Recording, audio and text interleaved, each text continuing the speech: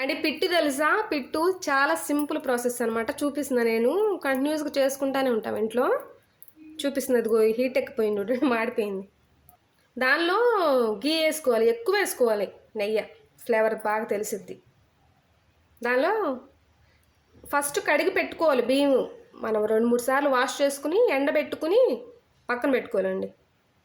అదిగోండి రైస్ వేసాను నేను. ఈ రైస్ బ్రౌన్ కలర్ వచ్చేదాకా వేపుకోవాలి బాగా. అదిగోండి ఫ్రై అయిపోయినాయి. మ్యాక్సిమం ఫ్రై అయిపోయినాయి చూడండి. నేను ఎక్కువ శాతం పిల్లల్ని బయట కొనుక్కోను. ఎక్కువ శాతం నేను స్నాక్స్ ఇంట్లోనే చేసి పంపుతూ ఉంటానండి. ఏదో ఒకటి క్యారెట్ హల్వానో ఏదో ఒకటి. పిట్టు బాగా ఇష్టంగా తింటారు పిల్లలు. అందుకే ఒక వీక్లీ ఒకసారి చేస్తారు. 2 టైమ్స్ అలా. ఇదిగోండి దీనిలో 2 యాలక్కాయలు వేసుకుందాం. ఆరిపోయేదాకా పక్కన పెట్టేసుకుని మిక్సీ పట్టుకుందాం. చూపిస్తాను అప్పుడు.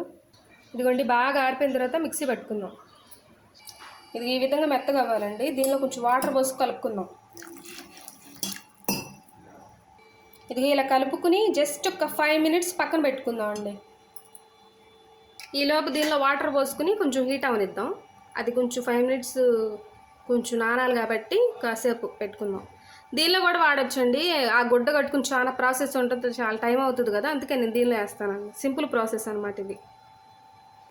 ఇదిగోండి ఇడ్లీ బ్యాటర్ లాగే ఇడ్లీలాగా వేసుకుని ఒక 10-15 మినిట్స్ అలా ఉంచుకుంటే బాగా కుక్ అవుతాయి.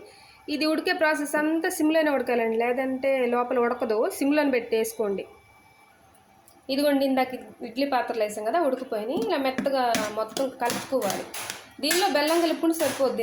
ఎందుకంటే నెయ్యి ఇందాక వేసుకున్నాం కదా మనం, ఇప్పుడు అవసరం లేదు. కావాలి ఇష్టంగా ఉంది అనుకుంటే వేసుకోవచ్చు. ఇప్పుడు కూడా బాగానే ఉంటుంది. ఇదిగోండి బెల్లం కలుపుకున్న తర్వాత ఈ విధంగా వచ్చింది. నేను కొంచెం ఎక్కువ కలిపే కాబట్టి ఇలా ఉంది. తక్కువ కలుపుకుంటే అది మీ చాయిస్, మీ ఇష్టం అనమాట. చాలా బాగుంటుంది. పిల్లలకు కూడా చాలా హెల్దీ, చాలా మంచిది. మీరు కూడా తినండి.